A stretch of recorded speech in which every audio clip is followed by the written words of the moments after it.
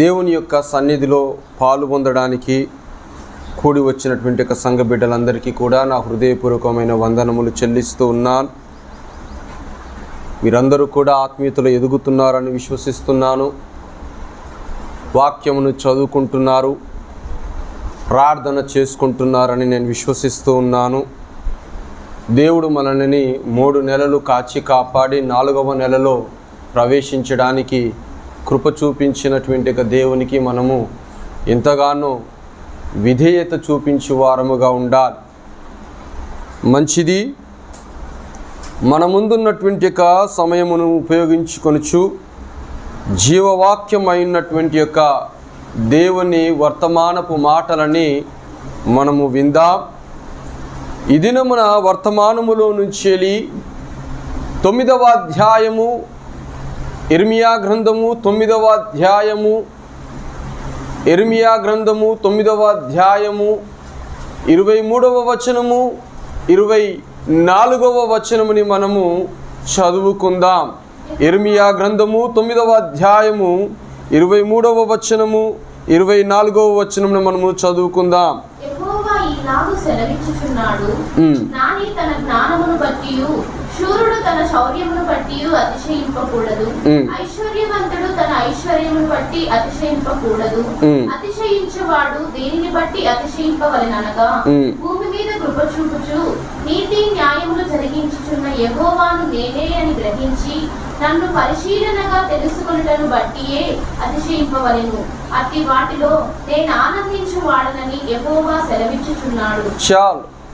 చదివినటువంటి లేఖన వాక్యములో ఇర్మియా గ్రంథములో ఈ 9వ అధ్యాయము 23, 24లో యవనస్తుడైనటువంటి ఈ ఇర్మియా ద్వారా దేవుడు పలికించినటువంటి మాటలని ఈ దినమున మనకి సెలవిస్తూ వస్తూ ఉన్నాడు.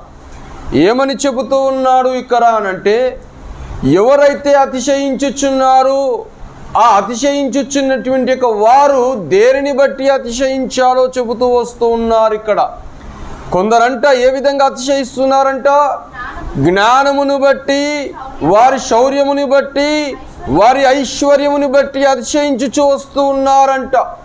అట్టి వారి నిమిత్తము దేవుడు హెచ్చరికగా చేస్తూ వస్తూ ఉన్నటువంటి మాట ఏమిటి అనంటే, మీరు మీకున్నటువంటి జ్ఞానమును బట్టి అతిశయపడుతున్నారేమో, అతిశయమనగా సంతోషిస్తూ ఉన్నారేమో, దానిని బట్టే మీరు గర్వంగా ఫీల్ అవుతున్నారేమో, దానిని బట్టే మీరు సంతోషంగా ఫీల్ అవుతున్నారేమో, కానీ భూమి మీద కృప చూపించుచున్నటువంటి దేవునిని బట్టి, భూమి మీద కృప చూపించుచు మీ యొక్క జీవితమునికి కావలసినటువంటి ఆశీర్వాదముని అనుగ్రహిస్తున్న ఆ దేవునిని బట్టి, ఆ దేవుడు ఎవరా, ఆయన యెహోవాయే ఉన్నాడు అని గ్రహించి ఆయనను బట్టి అతిశయించుటను బట్టి దేవుడు సంతోషిస్తాడే. కానీ నీ జ్ఞానము, నీ బలము, నీ శౌర్యము, నీ అందము ఇవన్నీ కూడా నీకు ఈ లోకము మట్టికే జీవించడానికి మాత్రమే పనికొస్తుంది. కానీ చనిపోయిన తర్వాత అది మంటిలోనికే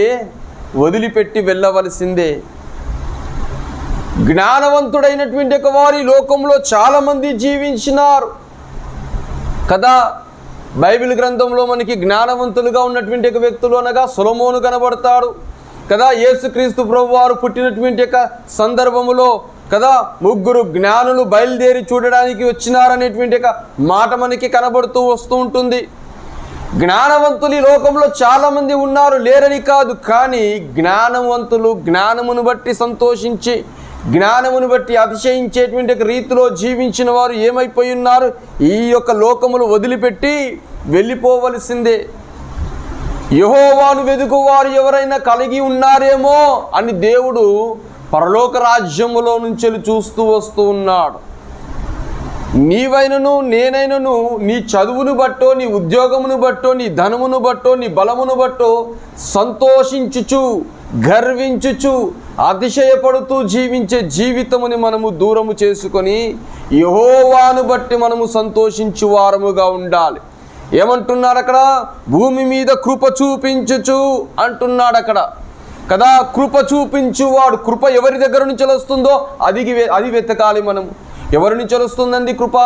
యెహోవాను బట్టి మనము కృప కలిగిన వారముగా ఉంటున్నాం కదా. యెహోవాను బట్టి మనము కృప కలిగి జీవిస్తున్నాం. ఆయన కృప చూపించుచున్నాడు కాబట్టి మనము బ్రతకగలుగుతున్నాం. ఆయన కృప చూపించుచున్నాడు కాబట్టి క్రీస్తు యేసు ప్రభు అనబడుతున్నటువంటి ఆ కుమారుణ్ణి మనకి అనుగ్రహించిన వాడుగా ఉన్నాడు. ఆ యొక్క కృపను బట్టి పరిశుద్ధాత్మ తండ్రి మనకి ఆదరణకర్తగా మనకి అనుగ్రహింపబడిన వాడుగా ఉన్నాడు. ఎవరిని బట్టి మనము సంతోషించాలండి? యెహోవాను బట్టి మనము సంతోషించాలి. ఎలాగా? ఆయన అనుగ్రహించుచున్నటువంటి యొక్క కృపలన్నింటిని బట్టి ఈయన యందే నేను ఆనందించుచున్నానని ఆ విధమైన జ్ఞానమును కలిగి నువ్వు జీవించాలి. అటువంటి మనసును కలిగి మనము జీవించాలి. సొలొమోను ఉన్నాడు. ఈ లోకములు అనేకమైన సామెతలు రాశారు. ఈ లోకములు అనేకమైనటువంటి యొక్క చిక్కుముళ్లతో కూడుకున్నటువంటి యొక్క సమస్యలని జ్ఞానము చేత దానిని ఛేదించిన వాడుగా ఉన్నాడు. కానీ సొలొమోను తన జ్ఞానమును బట్టి అతిశయించడానికి ఆస్కారం లేదు. ఎవరిచ్చారు ఆ జ్ఞానముని? దేవుడు దర్శనములో సొలొమోను దగ్గరికి వచ్చి ఏమని అడుగుతున్నాడు? సొలొమోనా, నా కుమారుడా, నీకేమి కావాలి అనంటే, నా రాజ్యముని ఏలడానికి సరి అయినటువంటి యొక్క జ్ఞానము కావాలి. నీ ప్రజలని ఏలడానికి నాకు సరి అయిన జ్ఞానము కావాలి అంటే తనకు అర్థమైంది ఏంటి? నా సొంత జ్ఞానం ఏమీ పనికి రాదు.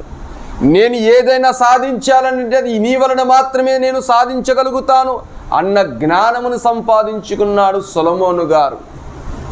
ఈ దినమున అంటున్నాను, నీ యందు నువ్వు ఆనందించుచున్నటువంటి రీతిగా బ్రతుకుతున్నట్లయితే మానివేసుకోవడం మంచిది. నువ్వు దేవుని యందు ఆనందించు వారవుగా ఉండాలి. చాలామంది వారి ఆత్మీయ జీవితమును బట్టి గర్వించేవారు ఉంటారు.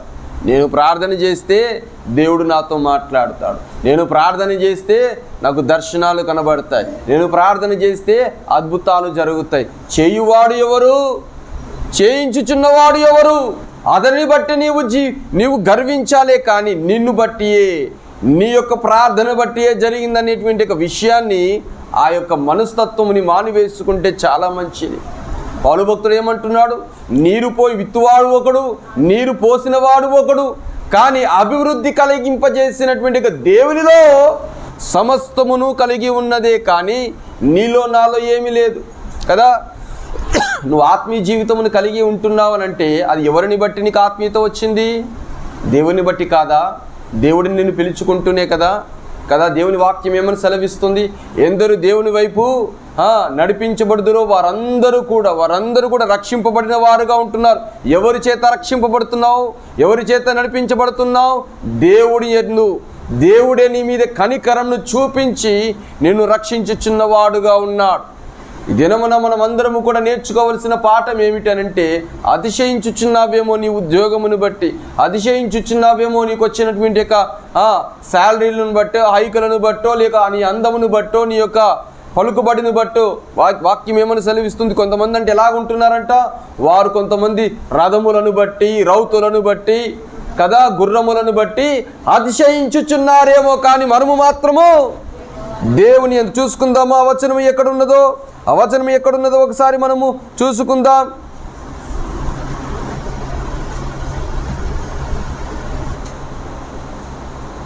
మొదటి కొరింథీయులకు రాసిన పత్రిక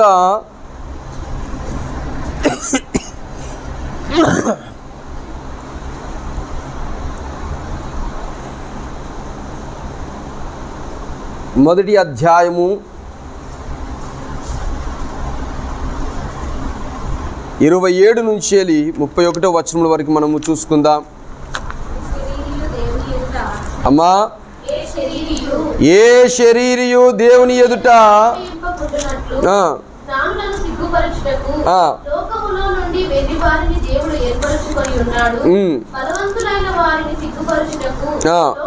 బలహీనులైన వారిని దేవుడు ఏర్పరచుకొని ఉన్నాడు.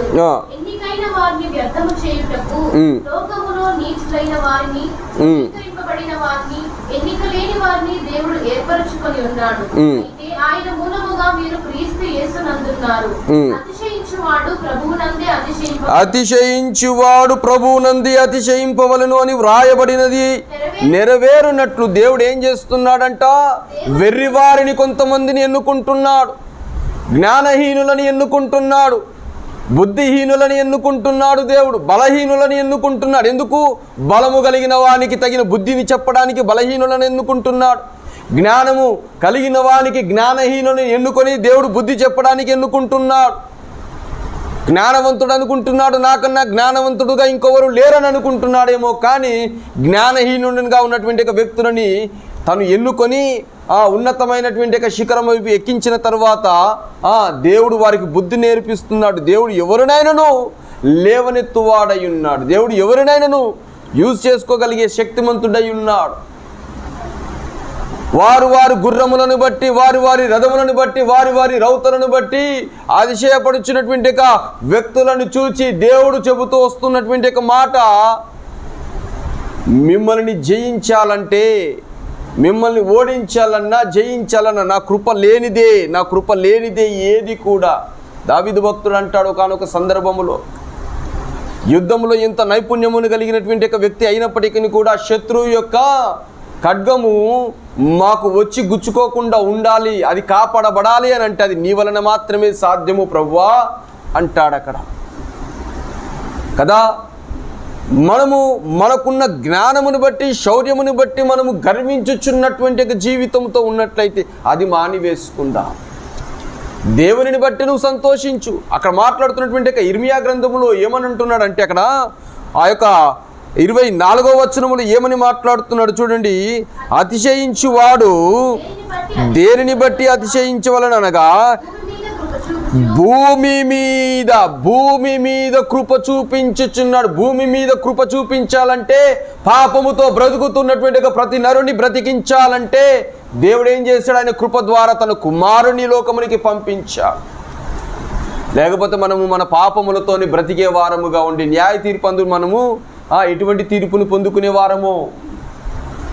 ఆ కృప చూపిస్తున్నాడు. నా కుమారుడు తప్పు చేస్తే ఒక మాట శిక్షించి దండించి సరిచేయువాడై ఉన్నాడే, కానీ ఆ కృప లేకపోతే మనము బ్రతకలేం కదా. పౌలు భక్తుడు ప్రార్థన చేస్తే దేవుడని ఏమని సమాధానం చెప్తున్నాడు? నా కృప నీకు చాలును. భూమి మీద కృప చూపించుచున్న దేవునిని బట్టి చదువుకుందా. భూమి మీద కృప చూపుటయు నీతి న్యాయములు జరిగించుచున్న యెహోవాను నేనే అని గ్రహించి కదా. నేనే నీతి న్యాయములు జరిగించి యెహోవాను నేనే అని గ్రహించి పరిశీలనగా తెలుసుకునుటయే అతిశయము. దేవుని యందు అది అతిశయము. ఎలాగ డబ్బులు సంపాదించుకోవాలి, ఎలాగ దానిని నేను డబల్ చేసుకోవాలి, ఎలాగ నేను ఐశ్వర్యవంతుడనవ్వాలి అనే దాని మీదనే మనము ఫోకస్ కలిగి ఉంటే దేవుడు దానిని బట్టి సంతోషించడు. కానీ ఎవరైతే ఆయన యందు భయభక్తులు కలిగి ఉండి ఆయన జ్ఞానమును సంపాదించుకోవాలని ఆశ కలిగి ఉంటున్నారో వారిని బట్టి దేవుడు సంతోషించువాడై ఉన్నాడు. ఉదాహరణకి దేవుడు సమూయేలుని యెషయా ఇంటికి తీసుకొని వెళ్ళినప్పుడు, నేను ఎన్నుకున్నటువంటి దాసుడు ఉన్నాడు, నా దాసుడు నా కుమారుడు ఉన్నాడు, అతన్ని అభిషేకించాలని వెళ్ళినప్పుడు మొదటోడు వచ్చాడు, రెండవ వాడు వచ్చాడు, మూడవ వాడు వచ్చాడు, అట్లా 7 వచ్చారు. దేవుడు ఏమంటున్నాడు అక్కడ? నువ్వు పైరూపమును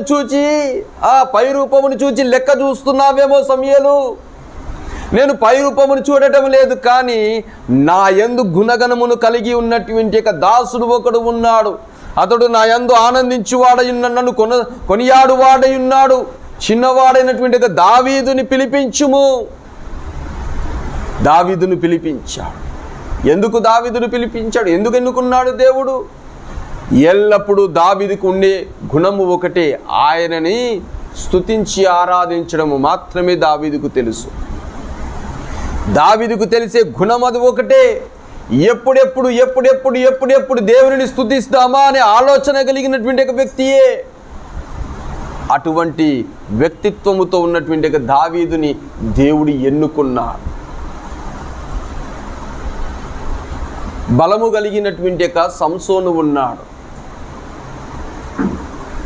బ్రతికినన్ని రోజులు సంసోనుకి ఒక జ్ఞానం ఉన్నది. ఏమిటి? నా బలమంతా నా ఎంట్రుకలలో ఉంది అని అనుకున్నాడు ఆయన కదా. బ్రతికున్నన్ని దినములు అనుకున్నాడు నా బలమంతా నా ఎంట్రుకలలోనే ఉన్నది. దెలీలా అడిగినప్పుడు కూడా తను ఏమంటున్నాడు? నా బలము నా ఎంట్రుకలలో ఉన్నది అని అనుకున్నాడు. ఆయన అలాగే చెబుతూ ఉన్నాడు ఆన్సర్. నా బలమునకి మూల కారమున నా దేవుడనే మాట చెప్పలేకపోయి ఉన్నాడు ఆయన. తన బలమును బట్టి అతిశయమును కలిగినటువంటి యొక్క సంసోను ఆ యొక్క వెంట్రుకలను కత్తిరించి వేసిన వెంటనే గ్రహించినటువంటి యొక్క సంసోను గారు 2 స్తంభముల మధ్యలో నిలిచినప్పుడు అప్పుడు గ్రహించినటువంటి యొక్క జ్ఞానముతో ఏమంటున్నాడు? ప్రభువా, ఈ ఒక్కసారి నన్ను క్షమించి నాకు బలమును దయచేయము అని అప్పుడు ప్రార్థన చేశాడు. మరి ఎంట్రుకలు ఏవైనాయి? ఎంట్రుకలతో సంబంధం కాదు దేవునికి కావాల్సింది. మనుషుడా, మనము గ్రహించవలసింది ఏంటో తెలుసా? నీ బలము నీ జ్ఞానము నీ ఎంట్రుకలలోనో లేకపోతే ఇంకొక వారినో కాదు. నీ బలము నీ జ్ఞానము నీ అందము నీ శౌర్యము నీ యొక్క ఆస్తి పాస్తులు అన్నీ కూడా దేవుడు ఇస్తేనే తప్ప అన్నది నీకు దొరకదు. ఆయన యందు నీవు మోకరించి ప్రార్థన చేసి విధేయత కలిగి జీవించడమే దేవునికి కావాల్సింది. నీ మీద నీ ఇంటి మీద కృప చూపించుచున్న దేవుడు ఎవరా అని నీవు గ్రహించి, ఇది యెహోవా వలన మాత్రమే జరిగిందని నువ్వు గ్రహించి ఆయన యందు నీవు భయభక్తులు కలిగి ఉన్నట్టయితే అప్పుడు అది అతిశయము. సంసోను గారికి అప్పుడు జ్ఞానమును అనుగ్రహించినటువంటి ఆ మనస్తత్వమును బట్టి, దేవా నన్ను ఈసారికి క్షమించి నాకు బలమును దయచేయమని ప్రార్థన చేసిన వెంటనే సంసోను గారికి బలము వచ్చింది. 2 స్తంభములు తన జీవిత కాలములో చంపవేయనటువంటి ఒక సైన్యమునంతరినీ కూడా ఆ గుడిలో, దాగోను గుడిలో చంపేశాడు. ఆ యొక్క గుడిలో చనిపోయిన వారు చాలామంది ఉన్నారు. ఫిలిస్తీయుడైనటువంటి ఒక గొలియాతు అనుకున్నాడు, నాకున్నటువంటి యొక్క బలము, నాకున్నటువంటి యొక్క శౌర్యము, నాకున్నటువంటి యొక్క ఈటే, నన్ను కవర్ చేసుకున్నటువంటి యొక్క ఈ యొక్క పరికరములే కానీ ఏది నన్ను ఏమి చేయలేవు. దావీదైన వాడు చిన్నవాడే వెళ్ళాడు అంటున్నాడు అక్కడ. నువ్వు చిన్నవాడు నువ్వు నన్నేం చేయగలుగుతావు? నా హైట్ చూసినవా? నా యొక్క ఈట హైట్ చూసినవా? నా ఈట చాలు, నాకున్న ఖడ్గం చాలు నేను చంపడానికి, నేను అవసరమే లేదు అన్నంత గర్వముతో మాట్లాడాడు. ఎవరు? ఫిలిస్తీయుడైనటువంటి యొక్క గొలియాతు. కానీ దావీదు నేను ఇదివరకే నీకంటే సింహాలను చంపినోడిని, ఎలుగుబండిని చంపినోని అన్న మాటతో ముందుకెళ్ళలే. ఏమంటున్నాడా? యుద్ధము యెహోవాది. ఎందుకు? యెహోవా యందు అతిశయము పొందుకునేటువంటి ఒక జీవితమును కలిగిన వాడు దావీదు.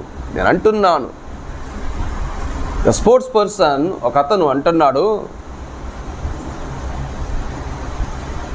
నేను పొందుకున్నటువంటి అవార్డ్సే కానీ, నేను పొందుకున్నటువంటి విజయాలన్నే కానీ ఏదైనాను సరే నా దేవుని యందే, ఆయన యందే నేను సంపాదించగలిగినవాడను అని చెబుతున్నాడు. నా దేవుని యందు నేను సమస్తమును చేయగలను అని తన యొక్క సాక్ష్యంలో చెబుతున్నాడు. నన్ను బలపరచువాని యందే నేను సమస్తమును చేయగలను. నిన్ను బలపరిచేదెవరు? చాలామంది అనుకుంటున్నాం నేను తినేటువంటి ఒక ఫుడ్ నాకు మంచి బలమునిస్తుంది, మంచి ఆరోగ్యమునిస్తుంది. మా ఆఫీస్లో కొలీగ్ ఉన్నాడు, వాళ్ళ తండ్రి క్యాన్సర్తో చనిపోయారు లాస్ట్ ఇయర్. తను అంటున్నాడు వాళ్ళ నాన్నగారు చాలా యవ్వనస్తుడే, 45 years ఏజే వాళ్ళ నాన్నగారికి. అబ్బాయికి చాలా చిన్న వయసే. తను అంటున్నాడు,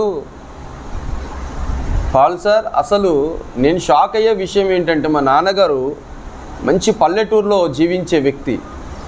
తనకి ఫాస్ట్ ఫుడ్ అనే కానీ ఆయిల్ ఫుడ్ అనే కానీ ఇలాంటిది ఏంది తెలియదు. తనకి మంచి ఎనర్జీ, ఆరోగ్యవంతమైనటువంటి ఒక ఫుడ్ తీసుకోవడమే తనకి తెలుసు. ఆయనను తనకి క్యాన్సర్ ఎట్లా వచ్చిందంటావు అని అడుగుతున్నా. అయ్యా, నువ్వు ఫుడ్ తీసుకోవడం వలననో మంచి ఎక్సర్సైజ్ చేయడం వలనో కాదు, నీ యొక్క బలము, నీకు ఇచ్చేటువంటి ఆరోగ్యము దేవుని యందు ఉన్నదని గ్రహించే గుణము కావాలి. నీకు వచ్చేటువంటి ఐశ్వర్యము నీ జ్ఞానమును బట్టి వచ్చింది కాదు, దేవుడు ఇస్తేనే తప్ప. నీ ఒంటిలో మోకరించి ప్రార్థన చేసేటప్పుడు కుటుంబ ప్రార్థనలో నువ్వు చెప్పవలసిన మాట ఏంటో తెలుసా? ప్రభువా, నేనును నా ఇంటి వారము ఈ విధంగా బ్రతికి ఉండడానికి గల కారణము నీవే అయ్యా అని చెప్పాలి. అంతేకాని క్షేమకరముగా నేను వచ్చానింటికి, నా డ్రైవింగే నాకు సేఫ్ సైడ్గా తీసుకొని వచ్చింది, నా డ్రైవింగే నేను చాలా ఎక్స్పర్ట్ని కాబట్టి నేను ఇంత సేఫ్ సైడ్గా వచ్చానంటే అది కాదు. దేవుడు క్షేమమును అనుగ్రహించువాడై ఉన్నాడు. సమస్తమును చేయగలిగేటువంటి దేవునిలో ఉన్నది. గొలియాతు తన యొక్క బలమును బట్టి గర్వించిన వాడుగా ఉన్నాడు. గొలియాతు తన యొక్క బలమును బట్టి అతిశయించిన వాడుగా ఉన్నాడు. కానీ యుద్ధము యెహోవాది అని చెప్పబడుతున్నటువంటి దావీదు యుద్ధరంగంలోనికి వెళ్ళిన తర్వాత చిన్న రాయి తన అతిశయముని చంపేసింది. చిన్న రాయి తన అతిశయముని చంపేసింది. ఈ ఛార్జింగ్లు పెట్టలేదమ్మా మీరు? చిన్న రాయి తన అతిశయముని చంపేసినటువంటి స్థితిగతులు కనబడుతూ ఉన్నాయి. ఒక మాట కీర్తనకారుడైనటువంటి దావీదు కూడా ఏమని చెబుతూ ఉన్నాడో ఒక మాట మనము చూసుకుందాం. కీర్తనలు 44వ కీర్తన 8వ వచనముని మనము చూసుకుందాం. 44వ కీర్తన 8వ చరణముని మనము చూసుకుందాం. ఆమా చెప్పమ్మా. దినమెల్లా మేము దేవుని యందు అతిశయపడుచున్నాము, నీ నామముని బట్టి మేము నిత్యము కృతజ్ఞతాస్తుతులు చెల్లించుచున్నాము. ఏమంటున్నాడండి? దినమెల్లా, దినమెల్లా. మనమైతే సంతోషకరమైనటువంటి సందర్భములు వచ్చినప్పుడే మాత్రమే దేవుణ్ణి మనం అతిశయిస్తాం. Thank you Yesayya, thank you Yesayya. ఎందుకు? మంచి మార్కులు వచ్చినాయి, మంచి ఉద్యోగం వచ్చింది, మంచి హైక్ వచ్చింది కాబట్టి మనము దేవుని యందు అతిశయించి మనం ఏమంటున్నాం? థ్యాంక్ యూ యేసయ్యా. కానీ దావీదు భక్తుడు ఏమంటున్నాడంటే, అక్కడ దావీదు భక్తుడు ఏమంటున్నాడు? ఇంత చక్కటి మాటను, దినమెల్ల మేము దేవుని యందు అతిశయించుచున్నాము. దినమెల్ల, ప్రతి క్షణము, ప్రతి క్షణము, ప్రతి క్షణము దేవుని యందు నీ యొక్క అతిశయమును కలిగి ఉండేటువంటి భాగ్యవంతమైన జీవితమును కలిగి ఉండాలి. ప్రతి నిత్యము దేవునికి కృతజ్ఞతాస్తుతులు చెల్లించాలి. ప్రభువానికి వందనములయ్యా, ప్రభువానికి వందనములయ్యా అని కృతజ్ఞతాస్తుతులు చెల్లించి గుణమును కలిగి ఉండాలి. దినమెల్ల ఉంటుందా? పొద్దున మొదలు పెట్టినామనంటే ఒకసారి ప్రార్థన, మళ్ళీ ఎప్పటికో అది నెక్స్ట్ డే పొద్దునకి కొంతమందికి కదా, కొంతమందికి ఓన్లీ ఆదివారం మాత్రమే అతిశయపడేటువంటి జీవితం. ఆదివారం ప్రార్థన చేసుకుని రావడం కాదు, మిగతా సోమవారం నుంచి శనివారం వరకు నేను కాపాడుతుందెవరు? ఉదయమును మొదలుకొని రాత్రంతా కాపాడుతూ మరొక ఉదయంలోనికి తీసుకొని వచ్చేవాడు ఎవరు? నీకు ఆరోగ్యమునిచ్చుచుందెవరు? నీకు సంపాదన వరిస్తున్నారు? నీకు జ్ఞానమునిచ్చింది ఎవరు? దేవుడే ఎంత చక్కటి మాట మాట్లాడు. ఎవరికైనా జ్ఞానము కొదువుగా ఉన్నట్లయితే నన్ను అడిగినట్లయితే కాదనక ప్రతి వారికి నేను జ్ఞానం అనుగ్రహించువాడనై ఉన్నాను అని అంటున్నాడు. అక్కడ నీ జ్ఞానము నీది కాదు, దేవుడిచ్చాడు. నీ అందము నీది కాదు, దేవుడిచ్చాడు. నీకంటే అందముగా పువ్వులు ఉంటాయి, మరి ఏమవుతున్నాయి? ఉదయమున అందంగా కనబడుతుంది, సాయంత్రానికి వాడిపోతున్నాయే. అందమును బట్టి కాదు, జ్ఞానమును బట్టి కాదు, దేవునిని బట్టి నీవు అతిశయించే జీవితమును కలిగి ఉండాలి. అందుకే యెహోషువ ఏమని మాట్లాడుతున్నాడో తెలుసా? మీరు ఎవరినైనా సేవించండి, కానీ నేనును నా ఇంటి వారు యెహోవాని సేవించి. ఎందుకో తెలుసా? ఆయన యందే, ఆయన యందే, ఆయన యందే నాకు సమస్తము దొరుకుతుంది. ఆయన యందే నాకు సమస్తము దొరుకుతుంది. ఆలోచించుకుందాం. నీకు వచ్చే ఆశీర్వాదము ఎవరి నుంచి వస్తుంది? మా మామ నాకు సహాయం చేస్తూ వచ్చింది, మా అమ్మ నాకు సహాయం చేస్తూ వచ్చింది. వారికి ఎవరు సహాయం చేశారు? మరి వారొక పేరు చెప్తారు, మరి వారికి ఎవరు సహాయం చేశారు? మరి ఎవరి నుంచి కనెక్టివిటీ తీసుకున్నా వారికి సహాయం చేసిన వాడు పరలోకమందున్నటువంటి దేవుడే తప్ప ఎవరు సాధ్యము చేసుకోలేరు. ఐగుప్తు దేశముల నుంచి బయలుదేరి వచ్చినటువంటి ఇశ్రాయేలు ప్రజలు ఎర్ర సముద్రం దగ్గరికి రాగానే ఆగిపోయినారు. ఎందుకు? మరి ఏమి చేయలేకపోయినారు? అక్కడ సహాయం చేసింది ఎవరు మరి? దేవుడు కాదా సహాయం చేసింది? ఆ ఎర్ర సముద్రముని చీల్చింది ఎవరు? దాని గోడలాగా తయారు చేయగలిగింది ఎవరు? ఆరిన నేలగా చేయగలిగింది ఎవరు? 6 లక్షల మంది కాల్బలముతో కూడుకున్నటువంటి జనమంతా కూడా దాటేంత వరకు కూడా ఐగుప్తు సైన్యముని ఆపింది ఎవరు? వారు దాటేంతసేపు ఆ యొక్క 2 గోడలు అలాగే నిలిచేటట్టుగా చేసింది ఎవరు? తర్వాత దాన్ని 2 మూసింది ఎవరు? యోబుతో మాట్లాడతాడు. యోబుతో కూడా ఇదే మాట్లాడుతుంటాడు.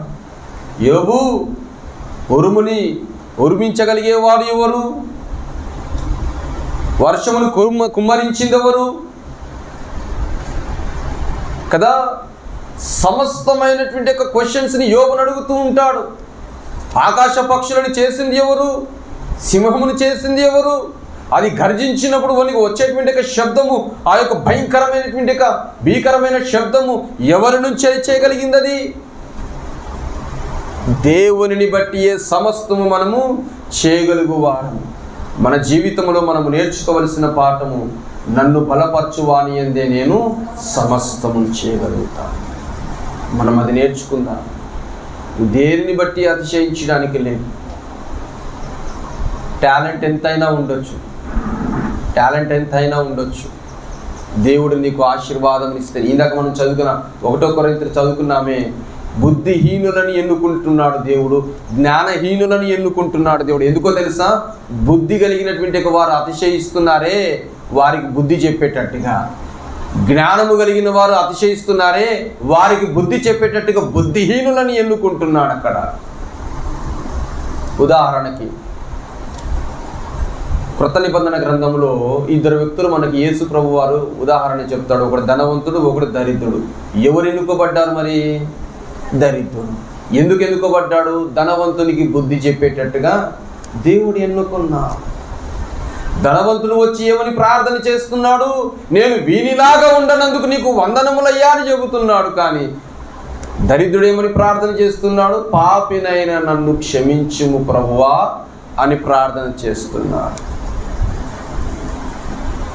మనకి మనము తగ్గించుకొని దేవుని యందు అతిశయమును కలిగి, ఆయన యందు నువ్వు అతిశయ కలిగేటువంటి జీవితముని కలిగి ఉన్నప్పుడు ఆయన్ని యందు సంతోషించువాడుగా ఉంటాడే. కానీ నీకు నువ్వు గర్వించే మాటలను మాట్లాడడం మానేసుకుంటే చాలా మంచిది. ఇదే మాటలు ఇంకా కీర్తనకారుడైనటువంటి దావీదు 91వ కీర్తన 14వ చరణమని మనము చూసుకుందాం. అతడు నన్ను ప్రేమించుచున్నాడు గనుక నేను అతనిని తప్పించెదను. అతడు నా నామము నెరిగిన వాడు గనుక నేను అతనిని ఘనపరచెదను. ఏమంటున్నాడు అక్కడ? అతడు నన్ను ప్రేమించుచున్నాడు. ఎందుకు ప్రేమించుచున్నాడు? దావీదు గారికి తెలుసు, సమస్తము ఆయన యందు మాత్రమే నాకు దొరుకుతుంది. దావీదు సమస్తమును చేయగలిగిన వాడుగా ఉన్నాడు. దేవుని మందిరమును కట్టాలని ఆలోచన కలిగి ఉన్నప్పుడు చేయగలిగినాడా మరి? చేయలేకపోయినాడు. ఎందుకు? చేతగాక కాదాడా? చేతగాక కాదు, ధనం లేక కాదు, బంగారం లేక కాదు. దేవుని యొక్క చిత్తము, దేవుని సహాయం అనేది కావాలి. దావీదు అనుకున్నాడు మంచిగానే, ఇంటికి వచ్చిన నాతాను కూడా సమర్థించాడు మంచిగానే. Good, go head. నీ మనసులో నీ హృదయంలో ఏ ఆలోచన వస్తుంది? ఏసేది దావీదా, దేవుడు నీకు తోడుగా ఉంటున్నాడు అని అన్నాడు. కానీ చేయగలిగాడా? మందిరం కట్టగలిగాడా? లేదు లేదు లేదు. ఎవరు చేపించగలిగారు మరి? దేవుడు మాత్రమే చేయగలిగేవాడు. కాబట్టి నీవు కాదు కట్టవలసింది, నీ గర్భవాసములో నుంచి వచ్చేటువంటి నీ కుమారుడు నాకు ఒక మందిరమును కడతాడు అన్న మాటను సెలవిచ్చాడు అక్కడ. మనం అనుకున్నది ప్రతిదీ జరిగేటువంటి ఒక మాట కాదు, మనం అనుకున్నది జరిగేటట్టుగా చేయగలిగేటువంటి దేవునిలో సమస్తం ఉన్నదని ఆ గ్రహింపు మనకు కలిగి జీవించాలి. ఆ గ్రహింపు మనకి రాకపోతే నీ గర్వమును బట్టి నీవు నాశనం తెచ్చుకున్నట్టే. నీ జ్ఞానమును బట్టి అతిశయించడం మంచిది కాదు తమ్ముడా, చెల్లె. నీ అందమును బట్టో, నీ యొక్క ఉద్యోగమును బట్టో, నీకున్న పలుకుబడిని బట్టో గర్వించడము కాదు, కానీ సమస్తమును నీ కోసము చేయించినటువంటిగా దేవుని యందు నువ్వు అతిశయమును కలిగి ఉన్నట్లయితే ఆయన ఆనందించువాడుగా ఉంటున్నాడు. ఇంకొక మాటగా చెబుతూ ఉన్నాడు కీర్తనకారుడైనటువంటి దావీదు 20వ కీర్తన 7వ చరణంలో కూడా ఏమని మాట్లాడుతున్నాడు చూడండి. 20వ కీర్తన ఇక్కడ ఇందాక మిస్ అయిపోయాను కదా వచనమని. ఏమని చెబుతున్నాడు 20వ అధ్యాయము 20వ కీర్తన, కొందరు రథములను బట్టి కొందరు గుర్రములను బట్టి అతిశయపడుదురు, మనమైతే ఎంత మంచి మాట, మనమైతే దేవుడైన యెహోవా నామమును బట్టి అతిశయపడుదాం. ఎలా సాధించగలిగావని ఎవరన్నా నిన్ను అడిగితే నువ్వు చెప్పవలసిన సాక్ష్యం ఏంటో తెలుసా? దేవుడైన యెహోవా వలన మాత్రమే నేను సమస్తము సాధించగలిగిన వాడనై ఉన్నాను అని చెప్పగలిగే మనసు మనము కలిగి జీవించాలి. అంతేకాని నాకున్న జ్ఞానమును బట్టి, నాకున్నటువంటి బలమును బట్టి ఇది దొరికింది అనేటువంటి మనస్తత్వమును మనం మానివేసుకోవడము చాలా మంచిది. ఇంకా మూలవాక్యమును ఒకసారి మనము చదువుకుందామా? ఇర్మియా గ్రంథము 9వ ఇర్మియా గ్రంథము 23-24. యెహోవా ఇలాగు సెలవిచ్చుచున్నాడు, జ్ఞాని తన జ్ఞానమును బట్టి అతిశయింపకూడదు. వారికి ఉన్నటువంటి బలమును, వారికి ఉన్న జ్ఞానము, వారికి ఉన్న ఐశ్వర్యమును బట్టి గర్వించు వారముగా ఉండకూడదు. ఎలాగుంటుందో ఒకసారి మనము ప్రశ్నించుకుందాం. మన యొక్క లైఫ్ని ఎలాగ కొనసాగిస్తున్నాం? గర్వించి నాశనమైన వారు చాలామంది ఉన్నారు. చూడండి, ఇజ్రాయెల్ ప్రజలు బయలుదేరి వెళ్ళినటువంటి సందర్భంలో ఎరుకో ప్రాంతమునకు వచ్చినప్పుడు వారు అనుకున్నారు, ఎరుకోలో ఉన్నటువంటి జనులు అనుకున్నారు, మాకున్నటువంటి ప్రాకారపు గోడలను దాటడానికి వీళ్ళకి సమర్థత లేనే లేదు, దాటివ్వకూడదు అని వారి యొక్క తలుపులను మూసేసి రానివ్వకుండా ఆపేశారు కదా. వారికి ఉన్నటువంటి తలుపులను మూసేసి ఇజ్రాయెల్ ప్రజలని రానివ్వకుండా ఆపేశారు. అయితే దేవుడేమని సెలవిచ్చుచున్నాడు? దినమునకి ఒక మారు మీరు ఎరుకో పట్టణమును చుట్టూ తిరిగేసి వచ్చి మీ పాలెంలోనికి మీరు వెళ్ళిపోనండి. తరువాత 7వ రోజు ఏంటి, 7 మార్లు మీరు చుట్టేసి అందరూ కూడా దేవునికి జయధ్వనులని చెల్లించండి. ఏమైపోయింది? వారికి ఉన్నటువంటి బలముతో కూడుకున్నటువంటి ఆ ప్రాకారపు గోడలు ఏమైపోయినాయి? కూలిపోయినాయి. వారి ప్రాకారములను బట్టి గర్వించారు ఎరుకో పట్టణస్థులు. దేవునికి క్షణము చాలు దానిని కూలగొట్టడానికి. దేవునికి క్షణము చాలు. సమస్తమును చేయగలిగేటువంటి దేవునిలో మనము జీవించుచున్నాం. కలుగునుగాక అంటే వచ్చినటువంటి సృష్టిలో మనము జీవిస్తున్నాం. ఈ దినమున నీవైనను, నేనైనను, మన పిల్లలైనను, మీకున్నటువంటి ఇంటి వారైనను ఆశీర్వాదమును పొందుకుంటున్నారంటే ఆయన కృపను బట్టియే. నీవు చెప్పవలసిన మాట ఏమిటో తెలుసా? దేవా, నీ కృపను బట్టియే నేను సమస్తమును చేయగలుగుతున్నా, నీ కృపను బట్టియే నా కుటుంబం ఈ దినమున బ్రతకగలిగి ఉన్నది ప్రభువా అని ప్రార్థన చేసే జీవితమును మనము కలిగి ఉండాలి. జ్ఞానము మన సొంతంగా గర్భములో ఉండగానే వచ్చింది కాదు, ఆయన ఇస్తేనే తప్ప. ఉదాహరణకి చూసుకుంటే మీకు ఎంతమందికి మైక్రోసాఫ్ట్ CEO తెలుసు? సత్యనాదెల్ల గారు తెలుసు కదా. సత్యనాదెల్ల గారికి ఒక కుమారుడు ఉన్నాడు. సత్యనాదెల్ల గారికి ఒక కుమారుడు ఉన్నాడు. ఆ కుమారుడు 26వ సంవత్సరము అనగా తన యొక్క 26వ సంవత్సరపు దినమున బర్త్డే పూర్తి చేసుకున్నటువంటిగా ఆ యొక్క బిడ్డ 26 ఇయర్స్ ఏజ్ ఉన్నప్పుడు చనిపోయినాడు. సత్యనాదెల్ల గారు మంచిగా ఒక మంచి కంపెనీకి CEO, మంచి జ్ఞానవంతుడు, ఎంతోమంది సాఫ్ట్వేర్స్ని తయారు చేసేటువంటి ఒక గొప్ప నైపుణ్యము కలిగిన వాడు, కానీ తన కుమారుడు పుట్టినటువంటి ఒక వాడు ఒక మెదడు డిసీజ్తో పుట్టాడు.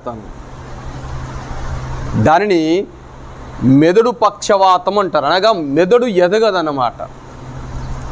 మెదడు ఎదగదన్నమాట. మనిషి ఎదుగుతాడు కానీ మెదడు ఎదగదు. ఆ మెదడు ఎదగనటువంటి ఒక వ్యక్తి అలాగ పెరుక్కుంటూ వచ్చాడు. ఎన్నో ట్రీట్మెంట్లు ఇచ్చారు కానీ కుదరలే. తండ్రి జ్ఞానవంతుడే, మంచి ఐశ్వర్యవంతుడే, కానీ ఏం చేయలేకపోయాడే. తన యొక్క శాలరీ, మనకు వచ్చేటువంటి యొక్క శాలరీ కంటే మామూలు కాదు కదా, గొప్ప శాలరీని సంపాదిస్తున్నాడు. ఒక కంపెనీకే CEO అయినప్పటికీ కూడా తన కుమారుడికి ఉన్నటువంటి యొక్క రోగముని, తన కుమారుడికి ఉన్నటువంటి యొక్క వ్యాధిని తగ్గించుకోలేకపోయి ఉన్నాడు. 26వ జన్మదినము జరుపుకున్న తర్వాత ఆ కుమారుడు చనిపోయినాడు. సత్యనాథెల్ల గారి యొక్క కుమారుడు. నేను అంటున్నాను, మనిషి మెదడు ఎదగాలన్నా, జ్ఞానవంతుడిగా ఉండాలన్నా, వాని యొక్క బాడీలో సమస్త ఆర్గాన్స్ మంచి పని చేయాలంటే ఆ దేవుడు కృప చూపిస్తేనే తప్ప ఏమి మనకి సాధ్యము కాదు. ఆయన యందు నీవు భయభక్తులు కలిగి ఉండి సంపూర్ణముగా నిన్ను నీవు తగ్గించుకొని మోకరించి ప్రార్థన చేసి, ప్రవ్వా నాకు నీ యందు అతిశయమును కలిగి ఉండే గుణము కావాలయ్యా, నా కుటుంబముని కాపాడయ్యా, నా పిల్లలని కాపాడయ్యా. నేను అంటున్నాను, తల్లిదండ్రులు ఎంత మంచి ఆరోగ్యవంతులుగా ఉన్నప్పటికీ, జ్ఞానవంతులుగా ఉన్నప్పటికీ పుట్టినటువంటి ఒక పిల్లలు ఒక మంచిగా జ్ఞానవంతుడుగానో ఆరోగ్యవంతుడుగా పుట్టాలనంటే దేవుడి కృప ఉంటేనే తప్ప ఏది సాధ్యము కాదది. దేవుడి కృప ఉండాలి, దేవుడు ఆశీర్వాదము ఉంటేనే తప్ప ఏది సాధ్యము కాదది. ఆయన సన్నిధానములో మోకరించి ప్రార్థన చేయి. సమస్తమును చేయగలుగువాడై ఉన్నాడు. సమస్త జ్ఞానమునకి మూలకారకుడైనటువంటి ఒక దేవునిలో సమస్తమును ఉంటుంది. ఉదాహరణకి దానియేలు గారు ఉన్నారు. దానియేలు గారు ఉన్నటువంటి ఒక జీవిత కాలములో రాజుగారికి ఒక మంచి కల కనబడింది. కలకి అర్థము చెప్పువారు నా యొక్క రాజ్యములో ఉన్నటువంటి ఒక జ్ఞానవంతులందరినీ పిలవండి అన్నారు. ఎవరిని? జ్ఞానవంతులందరినీ. చూసుకుందామా దానియేలు గ్రంథము 2వ అధ్యాయము. దానియేలు గ్రంథము 2వ అధ్యాయము 12వ వచనం నుంచి మనము చూసుకుందాం.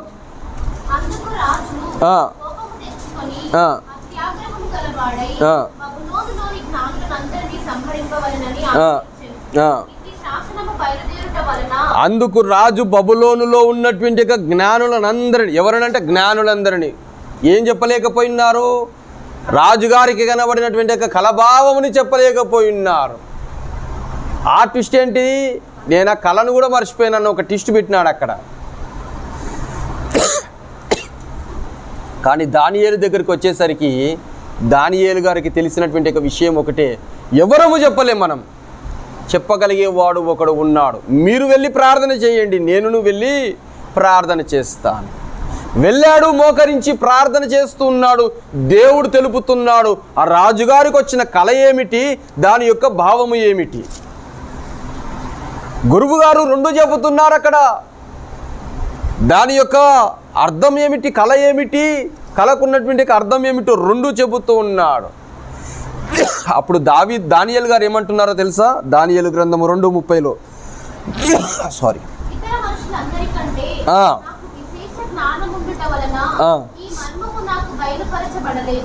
విశేష జ్ఞానము అందరికంటే నాకు ఎక్కువగా ఉన్నదని చెప్పేసి బయలుపరచలేదు. కానీ ఎవరు బయలుపరిస్తే వచ్చిందంట?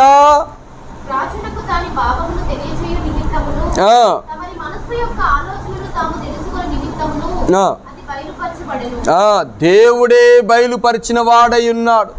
నేనేదో జ్ఞానవంతుడనని నాకు తెలిసిందని కాదు, అక్కడ దేవుడే జ్ఞానవంతుడై ఉన్నాడు. కాబట్టి ఆయన తెలుపుతేనే తప్ప నాకు తెలియదు. ఈ లోకము సొంతంగా ఏది చేసుకోలేదు.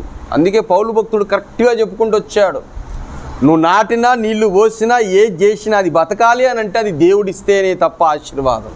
అది అభివృద్ధిలోనికి నడిపించగలిగేటువంటి దేవునిలో మాత్రమే ఉంటుంది. నీ అభివృద్ధి, నా అభివృద్ధి దేవునిలో మాత్రమే ఉంటుంది. జ్ఞానము కావాలంటే దేవునిని అడగండి. ఆత్మీయత కావాలన్నా దేవునిని అడగండి. యేసుప్రభువు వారు ఏమంటున్నాడు? మీరు నా నామములో ఏది అడిగినను అది మీకు కలిగి దొరుకుతుంది. అది ఆయనలో మాత్రమే దొరుకుతుంది. ఇక్కడ అక్కడిక్కడ తిరుగుతే కాదు. నీకున్నటువంటి పలుకుబడిని బట్టి నువ్వు అతిశయించుచున్నావేమో, దానిని కూడా తోసివేయువాడై ఉన్నాడు.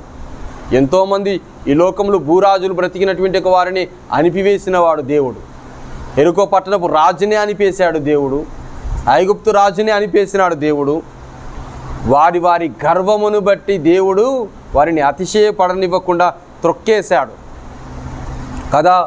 మోషే గారు వెళ్ళి ఎంతో విధేయతతో అడిగాడు, నా జనులను పంపించండి, మేము వెళ్ళి దేవునికి ఆరాధన చేసుకోవాలంటే ఎంత గర్వముతో మాట్లాడాడు కదా. ఎంత హింసించాడు, ఎంత వేదన పెంపొందింపజేశాడు. కానీ దేవుడు ఏం చేశాడు? వారందరికీ కూడా బుద్ధి చెప్పింపచేసి ఎర్ర సముద్రము దగ్గరికి తీసుకొని వచ్చి ఎర్ర సముద్రమును ముంచేశాడు వారి గర్వమునంతా. జాగ్రత్త సుమి, అతిశయపడవలసినది దేవుని యందే, కానీ మనకున్న జ్ఞానమును బట్టో, ఐశ్వర్యమును బట్టో, ధనమును బట్టో, నీ చదువును బట్టో కాదు. ఎంతోమంది ఉన్నారు ఈ లోకంలో, ఎంతోమంది ఉన్నారు. గర్వించిన వారుగా అనేక మంది ఉన్నారు. చూడండి, ముఖేష్ అంబానీ గారు ఉన్నారు, మంచి ధనవంతుడే కదా. తనకున్నటువంటి కుమారుడు పేరు ఏంటండి? తన పేరు అనంత్ అంబానీ. తనకొక డిసీజ్ ఉన్నది. ఎక్కువగా చల్లగున్నా తట్టుకోలేడు, ఎక్కువగా వేడి ఉన్నా తట్టుకోలేడు. అందుకని వారు కట్టుకున్నటువంటి యాంటిలినా అనబడుతున్నటువంటి ఆ గృహముని ఏసీ ఉండదు. అది కాలమునకి అనుకూలముగా అది మార్చబడేటువంటి స్థితిలో దానిని కట్టారు. దాన్ని బయట ఎండగా ఉంటే లోపల కూల్నెస్ వచ్చేటట్టుగా దానిని కట్టారు. కానీ ఏసీ ఉండదు వారికి. తనకొక రోగం. ఎవరు మరి? ధనవంతుడు. ఎందుకు? తలుచుకుంటే ఏ హాస్పిటల్ దగ్గరికి వెళ్ళినా సరే నయమైపోవాలి కదా. కుదరదు. అది కుదరని పని అంట. తనే చెప్పాడు తన సాక్ష్యంలో, తన యొక్క ఇంటర్వ్యూలో. ఎంత ధనము ఉన్నను, ఎంత జ్ఞానం ఉన్నను, నీకున్నటువంటి యొక్క గర్వమనంతటిని ప్రక్కన పెట్టేసి దేవునికి విధేయత చూపించడం నేర్చుకోవడం చాలా మంచిది. అదే దావీదు భక్తుడు చేస్తూ వచ్చాడు. దేవా, ఇంతగా నన్నును నా కుటుంబముని హెచ్చించడానికి నేను ఏ పాటి వాడనయ్యా అని దేవుని యందు మోకరించి ప్రార్థన చేసిన వాడుగా ఉన్నాడు. హెచ్చించింది ఎవరు? దేవుడే చెప్పాడు దావీదు గారికి. ఏమని చెబుతున్నాడు? నీ యొక్క సింహాసనం మీద రాజు ఉండకుండా మానదు, ఎప్పటికీ నీ ఒక రాజును నేను నియమించుచున్నాను, నీ కుమారుడిని ఆశీర్వదిస్తాను. ఒకవేళ తప్పు చేస్తే మనుషులు విధించు దండన చేత తనని విధించి నా యొక్క మార్గంలోనికి తనని నేను నడిపిస్తాను అని చెబుతూ వచ్చాడు. సమస్తమును చేయగలిగేవాడు దేవుడు. అందుకే ఏమంటున్నానంటే, సంగమా, నీకు కావాల్సింది, నీ ఇంటికి కావాల్సింది, నీ కుమారులకి, నీ పిల్లలకి కావాల్సింది ఏది ఉన్నా సరే దేవుని యందు మోకరించి ప్రార్థన చేసి అడిగి పొందుకోవడం మనము నేర్చుకోవాలి. దానినే మనము ప్రార్థన అంటాం. ప్రార్థన లేకుండా ఏది మనము సాధించలేం. దేవుని యందే మనము సమస్తమును చేయగలిగే వారమై ఉన్నాము. కాబట్టి ఆయన యందు మనము భయభక్తులు కలిగి జీవించు వారముగా ఉండాం. సంసోను గర్వించాడు. తన జ్ఞానము, తన యొక్క బలము తన వెంట్రుకలలో ఉన్నదని. తన వెంట్రుకలో లేదు. ఫిలిస్తీయుడైనటువంటి యొక్క గొలియాతు గర్వించాడు. బలము తనలో లేదు, దేవునిలో మాత్రమే ఉన్నది. సమస్తమును చేయగలిగే దేవుని యందు నువ్వు ఆనందించి వాడవుగా ఉండాలని కోరుకుంటున్నాను. ప్రార్థన చేసుకుందాం, మోకరించుకుందాం, దేవుని దగ్గర అడుగుదాం. ప్రభువా, నీ యందు నేను అతిశయించగలిగే గుణమును కలిగి ఉండడానికి నీ మనస్సుని నాకు ప్రసాదింపచేయము తండ్రి అని దేవుని సన్నిధానములో నీవు తగ్గించుకునే గుణముతో మోకరించి ప్రార్థన చేస్తూ ఉండు. యేసుక్రీస్తు ప్రభువారు ఈ లోకమునికి వచ్చినప్పుడు ఎంతో తగ్గింపు కలిగిన హృదయముతో ఈ లోకమునికి వచ్చిన వాడుగా ఉన్నాడు.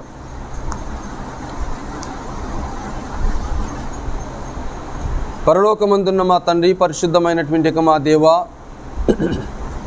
వినిపించినటువంటి వర్తమానపు వాక్యమును బట్టి ఇర్మియా గ్రంథము 9వ అధ్యాయము 23, 24 ఎంతో చక్కటి మాటలను ఇమిడిచిపెట్టి ఉన్నావు. కొందరు రథములను బట్టి, రౌతులను బట్టి వారు గర్వించువారుగా ఉన్నారు. కానీ మేమైతే నీ యందు ఆనందించువారముగా, మేమైతే నీ యందు నా రాజే గర్వించువారముగా ఉండడానికి మీ జ్ఞానం మాకు ప్రసాదింపచేయండి. నీ యందు మేము అతిశయపడేవారముగా ఉండాలి. కానీ మాకున్న సమస్తము నా రాజు మా జ్ఞానమును బట్టి మేము అతిశయం కాదు, మా బలమును బట్టి కాదు, మా ఐశ్వర్యమును బట్టి కాదు. అన్నింటినీ సమకూర్చి అనుగ్రహించగలిగే దేవా, నీకు వందనమును చెల్లించుకొనిచున్నాం. ఇంకా విశేషమైనటువంటి రీతులతో కూడుకున్నటువంటి మాటలు, ఆ యొక్క మాటలలో ఇమిడిచి పెట్టబడి ఉన్నావు. ప్రభా, మీరు మరొక దినమున ఈ యొక్క అంశమును గురించి మీరు మాతో మాట్లాడమని కోరుకొనిచున్నాం. ప్రభా, ముందున్న సమయంలో మేము బల కార్యక్రమంలోనికి వెళుతున్నాము కాబట్టి విధేయత కలిగి ఉన్నటువంటి వారముగా మా పాపములన్నింటినీ మేము ఒప్పుకొని విడిచిపెట్టే నూతనమైన హృదయముతో నీ సన్నిధిలో బలలో పాల్పొందడానికి కృప చూపించమని కోరుకొనొచ్చు. వినిపించిన వర్తమానపు వాక్యమును బట్టి నీకు వందనములు. ఏ బిడ్డ అయితే నీ యొక్క మాటలను విని ఉన్నారో, ఆశీర్వాదం పొందుకుంటున్నారో వారిని దీవించి నడిపించి నీ మార్గములు నడిపిస్తారని విశ్వాసంతో వేడుకొనొచ్చు. యేసే నామములో అడిగి వేడుకొని సమర్పించుకొనిచున్నాము తండ్రి. ఆమేన్.